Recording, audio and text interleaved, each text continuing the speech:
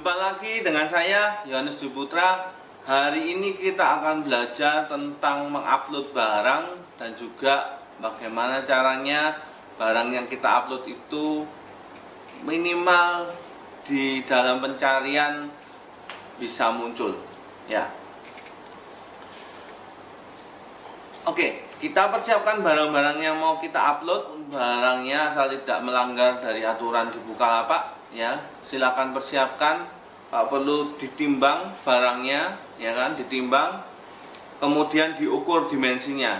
Nah, khusus yang ini, ukuran dimensi ini untuk kita pertimbangkan mana yang akan dipakai untuk pengiriman. Contoh, misalnya kita mengirimkan kapas.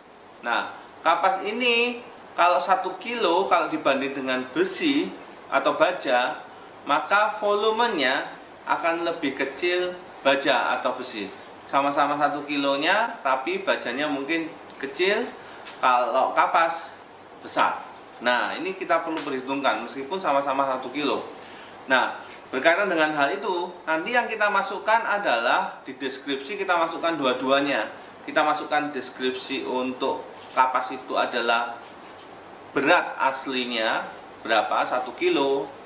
Dan juga nanti kita perlu setelah di packing kita ukur panjang kali lebar kali tingginya. Nah, menghitungnya adalah panjang kali lebar kali tingginya dibagi dengan 6.000. Nanti ketemu berat volume. Nah, kalau ditimbang 1 kilo ternyata berat volumenya ketemunya nanti adalah lebih dari 1 kilo, maka yang kita memasukkan adalah berat yang paling besar atau yang lebih besar. Contoh misalnya tadi kapas, beratnya itu secara volume ternyata terhitung 2 kilo. Sedangkan secara timbangan, kalau kita timbang realnya itu 1 kilo.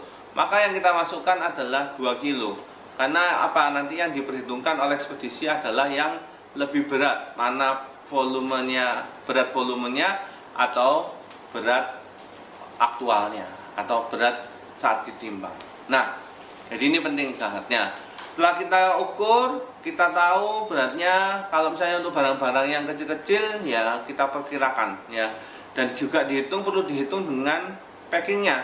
Kalau misalnya packingnya bubble-nya, misalnya contoh barangnya kecil, maka kita perlu packing agak besar, si amplop dan sebagainya. Supaya apa? Tidak di ekspedisi nanti karena barang terlalu kecil nanti bisa hilang. Jadi kita packing agak besar, tapi tidak lebih dari 1 kilo atau berat yang kita masukkan supaya ongkos kirimnya nggak mahal. Nah, kalau barangnya kecil, maka kita perlu packing agak besar, minimal 1 amplop, ya, 1 amplop itu, dan juga perlu kita mungkin agak tebelin, mungkin dimasukkan ke kotak atau bagaimana supaya kelihatan besar, supaya tidak terselip di ekspedisi. Kalau barangnya terlalu kecil, nanti takutnya terselip, ya. Oke. Yang perlu perhatikan waktu upload barang, kita perlu melihat dulu bagaimana calon pembeli mencari barang kita. Nah, calon pembeli mencari barang kita adalah yang pertama dengan mengetik nama barang yang akan kita nama barang yang akan dicari oleh pembeli.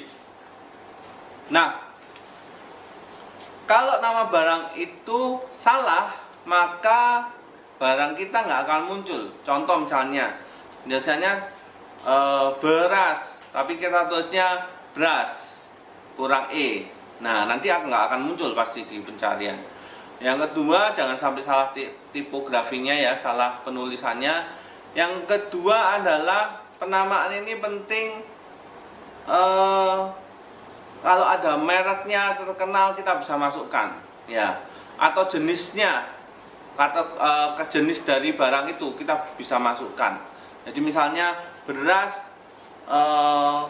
IR apa misalnya, terus mungkin kalau beras IR atau daerahnya terkenal misalnya mana Sidoarjo atau Kediri atau mana, tulis itu, ya. Terus boleh beratnya, misalnya 5 kilo, 10 kilo, 1 kilo. Nah, jadi juga jangan terlalu banyak pengulangan. Misalnya sangat murah, sangat Jadi nggak perlu lagi sangat murah, sangat bagus, sangat ini nggak perlu ya. Jadi sesingkat mungkin tapi jelas sesuai dengan yang dicari oleh pembelinya ya. Kita bisa meriset sendiri sebenarnya dari pencarian di Bukalapak. Kita ketik misalnya beras gitu ya, ketik di search-nya di Bukalapak 11B ERAS, nanti munculnya seperti apa, rekomendasinya beras apa yang banyak dicari oleh orang. Nah, itu nanti kita bisa jadikan, kalau itu memang beras jualan kita, maka kita bisa masukkan itu sebagai komponen untuk judulnya kita ya. Yang kedua, yang penting adalah setelah mereka menulis judulnya atau barangnya, setelah itu kan mereka akan melihat foto-foto, begitu banyak gambar foto-foto. Nah, foto kita berarti harus jelas, harus cukup menarik, sehingga apa? Pembeli akan melihat foto kita, sehingga apa? Kemungkinan untuk membeli barang kita juga semakin tinggi ya.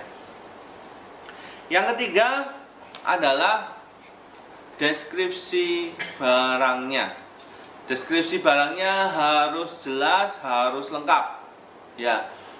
Kita cantumkan juga tadi berat bendanya berapa, aktualnya, beratnya, berat volumenya berapa.